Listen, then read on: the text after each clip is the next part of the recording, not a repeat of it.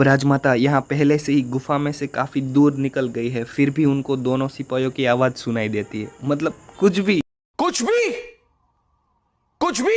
अब वो जब राजमाता इतने बड़े झरने से पसार हो रही है, मुझे नहीं लगता कि झरने के अलावा कुछ उनको सुनाई दे रहा, पर इनको तो सब सुनाई दे रहा है।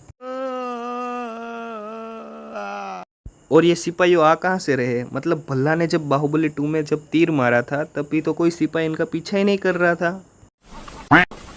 अब राजमाता यहाँ खड़े खड़े ही माहेशपति में लगी हुई आग को देख रही है। मतलब उनको देखना है तो एटलीस्ट ये पर्वत को चढ़ना ही पड़ेगा। बात तो सही है। अब राजमाता इन बच्चे को लेके जा रही है, लेकिन वो पानी के अंदर क्यों जा रही है? साइड में चलना, ऐसा करेगी तो गिरेगी ही ना। अब यहाँ बच्चे के सर पे एक कपड़ा है, लेकिन अचानक से ही वो गायब हो जाता है। चलो कोई बात नहीं, लेकिन वो फिर से आ जाता है। भाई ये कैसा जादू?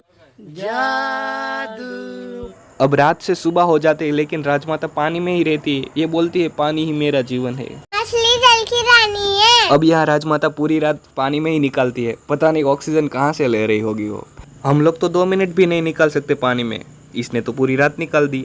और उनके बाद सिर्फ उनका हाथ ही दिख रहा है। मतलब पूरी बेभान अवस्था में होगी ना, फिर भी एकदम निशाना सही दिखा रही है कि हाँ भाई हम वही गुफा से आ रहे हैं। राजमाता के लिए 2 मिनट तालियां हो जाए यार, बजाओ ताली।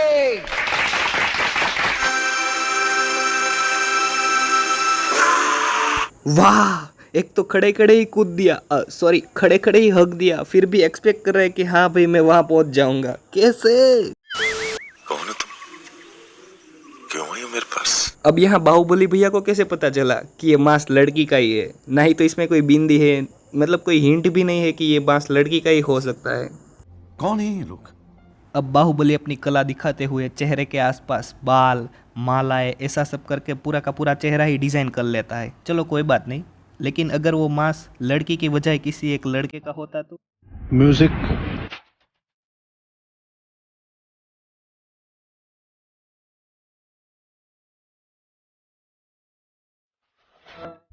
अब ये यहाँ पे सिर्फ अपना पंजा ही पानी में डालती है, फिर भी पूरा हाथ आ जाता है और बाहर भी पूरा हाथ दिख रहा है। मतलब ये हाथ है कि चिंगम है यार, लंबा हो ही जा रहा है।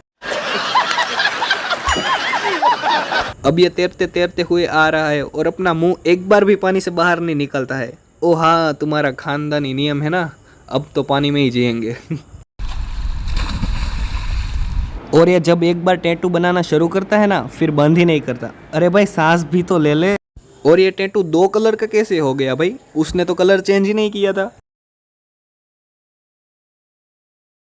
अब यहाँ भल्ला ने कोई सिंग नहीं पकड़ा हुआ है, लेकिन जब दूसरे एंगल से देखने पर दिखता है कि भल्ला ने तो सिंग पकड़ा हुआ है। अब बंदा यहाँ पे बैठे बैठे आराम से चिल मार रहा है और उनको कुछ पता भी नहीं चल रहा है। वाह। और जब ये टैटू दौड़ता है तो उनको कुछ जरा से भी हिलचल भी नहीं होती है। और जब पूरा टैटू बन जाता है और ये पीछे की तरफ देखती है, तभी कोई नहीं होता है। अब यहाँ पे ये बंदा अवंतिका से काफी दूर जाके गिरता है, लेकिन जब दूसरे एंगल से देखने पर ये तो काफी नजदीक है भाई। और जब ये गिर रहा था तब लास्ट में वो उल्टा होता है, लेकिन अचानक से उनका मुंह तो सीधा हो जाता है। देखा आपने लापरवाही का नतीजा है। एक काम करो, ये सीन आप फिर से देखो, उसमें आपको एक जरूर मिस्टेक दिखेगी। अब यहाँ ये बंदा बाहुबली के पास से निकलता है, लेकिन पता नहीं वो कहाँ जाता है, पीछे तो कहीं नजर ही नहीं आता। अब यहाँ इतने सारे बंदे हैं, लेकिन सारे के सारे घोड़े के पास से आ रहे हैं। अरे भाई घोड़े की बगल से निकलो ना, घोड़े को फाड़ के जाना जरूरी है क्या?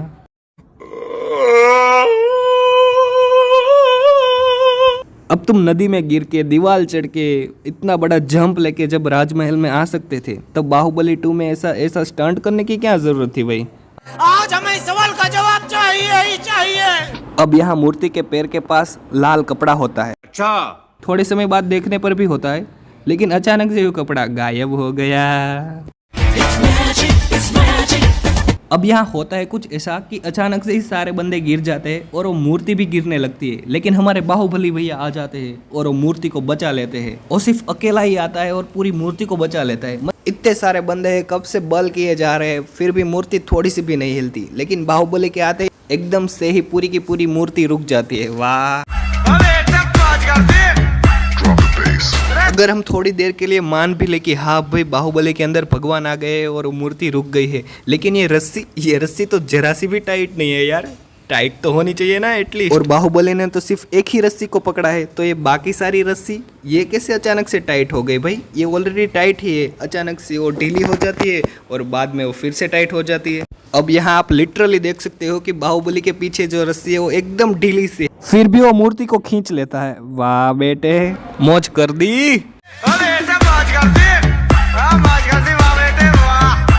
अब ये कोई सामान नहीं है जो इतनी जोर से पटक रहा है, आराम से रख भाई। और जब दुश्मन भाग न जाए इसलिए ये सब कुछ ऐसा बंदोबस्त करते हैं और बाद में इनको आग लगा देते हैं। लेकिन कहते हैं ना हर एक फिल्म में गलती होती है। देखो यहाँ पे इतनी सारी आग है, फिर भी पहियों के अलावा कहीं पे आग ही नहीं लगी है भाई। मतलब कुछ भी। अब यहाँ इतना साफ तो चेहरा दिख रहा है, फिर भी कटप्पा को कुछ पता नहीं चल रहा है। और ये अचानक से कीचड़ कहाँ से आ गया भाई? अब आप खुद ही समझ जाओ कि इसके हाथ में तलवार किस तरह से आने वाली है। पर ना, यहाँ तो इस तरह से आती है जिस तरह से हमने सोचा भी ना हो। अगर आगे से ऐसा किया ना तो गोली मार दूंगा। अब यहाँ सामने के एंगल से देखने पर कोई भी तलवार नहीं है, लेकिन अचानक से वो प्रकट हो जाती है और फिर से वो गायब भी हो जाती है। और ये तीर कहाँ से आ रहे हैं भाई? चुंबक से चिपकाए थे क्या? और ये भल्ला के रथ का जो आगे का पार्ट है वो इतनी स्पीड से कैसे जा रहा है भाई? उस समय बिजली तो थी नहीं, तो ये स्पीड कहाँ से आई भाई? अब यहाँ राजमाता रिएक्शन तो ऐसे दे रहे हैं जैसे उनको सब साफ क्लियर दिख रहा है। मतलब जिस हाइट पे वो खड़ी है ना, सब तो ऐसे लग रहे होंगे जैसे कीड़े मकोड़े ऐसे एक दूसरे के साथ लड़ रहे हो। अब यहाँ जिस तरीके से ये सब गोला फेंक रहे हैं, आप हाइट तो देखो सबकी, पैर तो क्या सर के ऊपर से चले जाएंगे। अब आप ही सोचो इस छोटे से गोले में इतनी ताकत होगी जो सारे बंदों को उड़ाए जा रहा है। यही नहीं, अभी और सुनिए। अब यहाँ ग्राउंड में देख लो कुछ भी नहीं है, लेकिन अचानक से वहाँ एक गोला प्रकट हो जाता है और बाहुबली इन गोले को डोरी के साथ ही छोड़ देते हैं, लेकिन वो डोरी तो गायब हो जाती है। अब यहाँ अचानक से ये कहाँ से प्रकट हो गया भाई?